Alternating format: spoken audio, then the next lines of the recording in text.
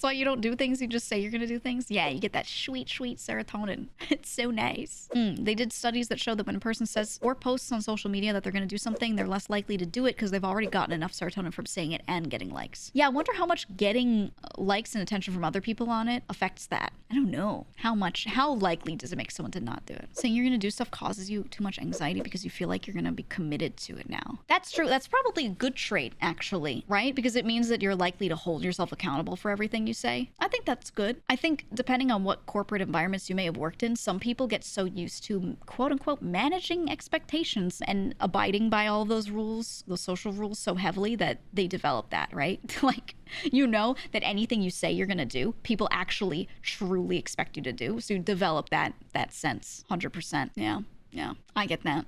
I completely get that. Some people are just built like that too. It doesn't have to be that you worked in that sort of environment. You could just actually be like that, right? Because of however you were raised or whatever environment you lived in. I don't know. People remember when you say you're gonna do something.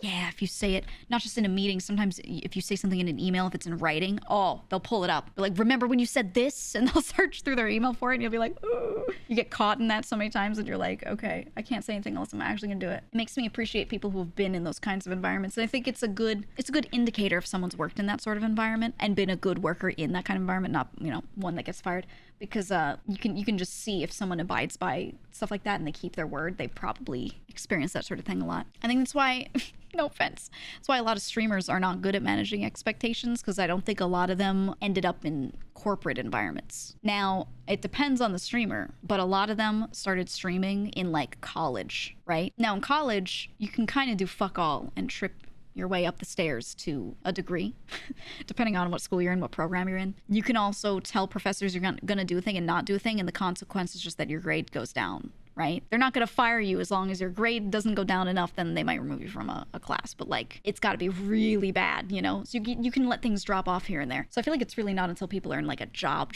that they start to really experience that. And a lot of streamers didn't get to that point, or they were entry level somewhere and then they started streaming, or they didn't even get there. A lot of people start streaming out of like high school. So I don't know. I find a lot of people don't have the ability to manage expectations at all. In this space, in this industry. And there are also plenty that did hold very normal jobs before streaming, and I find those people, like, you can just tell, and they're way easier to work with on stuff because you can like believe them when they say they're gonna do something.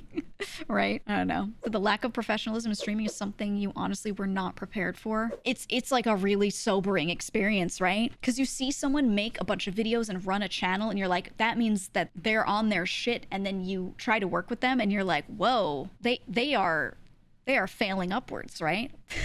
Like, sometimes someone can get out some good videos, but for every one video they put out, they have like 3 other projects that they told someone they're gonna do this and it didn't happen, or blah, blah, blah, right? And they're just able to do enough that it works out for them. And then there's some people that are on their shit and everything they do, they plan to do. So, I don't know. It's very, it's interesting. I notice this with people wanting to do collabs and stuff. Just being responsive is so important. And I get it. Like, for me, I miss DMs a lot because I have so many DMs, because everyone uses Discord for like everything, for planning everything. It's all these group chats, all these whatevers, and there's so many that I end up opening and I don't end up replying to here and there, right? But I try to like go back, scroll through, maybe answer a really old one, be like, sorry I missed this, you know. It's tough. I wish Discord had some better sorting, so you could sort by things that you were not the last reply in that DM, so you can go through them and find ones that maybe you didn't answer versus ones that like it made no sense to answer. But they don't have that, so it's very easy to lose stuff when your Discord is business related for you, right? But so I get that, but when you're using a server for things and people just don't look at the server, it drives me nuts. It drives me crazy.